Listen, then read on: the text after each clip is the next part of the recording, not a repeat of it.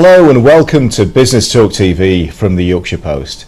My name is Greg Wright and today we're delighted to be welcomed by Paul Sparks of Cascade, who's one of the sponsors of the Yorkshire Post Excellence in Business Awards.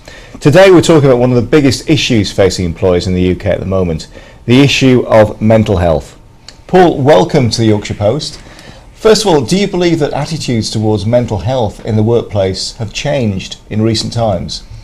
I think there's undoubtedly that there's been a significant change in people's attitudes. In a recent survey we performed, 61% of people said that they would feel comfortable in speaking to a colleague about their mental health or stress in the workplace, which I think we can see from previous surveys is a significant improvement and a really welcome change. Why do you think things have changed in recent times? I think you just have to look in terms of the news and public attitude. I think more and more we hear about well-being days, about mental health awareness. I think people have a real understanding that this is a growing issue today for our society, and therefore the more that it's publicly talked about, people are more and more aware of it and are able to feel freer to discuss it. Do you think companies are doing enough to actually implement wellness and well-being policies? Well, I think, again, going back to our survey, I would say the answer is no. I think, but within all of these situations, it starts with an understanding. And what we've seen from our data this year, more than ever before, is that people really understand it's a challenge. And so people are starting to take those steps. And I'd feel confident that we'll see a significant improvement over the next 12 months. What sort of difference can a wellness and well-being approach make to the workforce?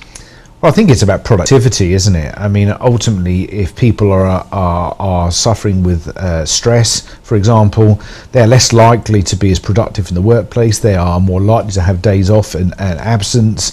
They are probably less likely to perform and deliver their best quality of work. We all know, and we can all relate to the fact that when we are happy, enjoying what we're doing, working with great people, we are more likely to produce our very best work. According to your survey, what are the major causes of stress in the workplace?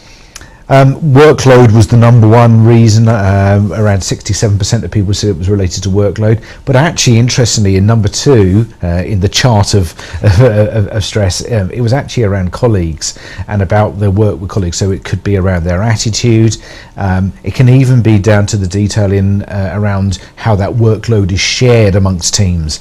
So I think there are a number of factors, but those are the top two areas that are highlighted. How can technology help human resources professionals to be freed up to spend more time tackling issues like mental health at work?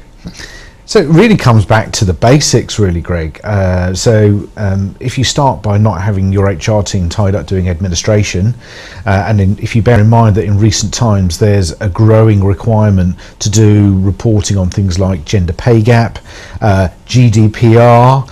We've seen since the introduction of GDPR in May, we're hearing from lots of organisations come to us and saying we just have to have an HR system within our organisation so that we don't have to deal manually with data requests, etc. So if you can free the HR team from having to do the basics of holidays, absence, reporting, they then have time available to invest and spend time with people and understand the challenges they face and hopefully address some of those key challenges around well-being. And finally, how can technology really improve the performance of a human resources department?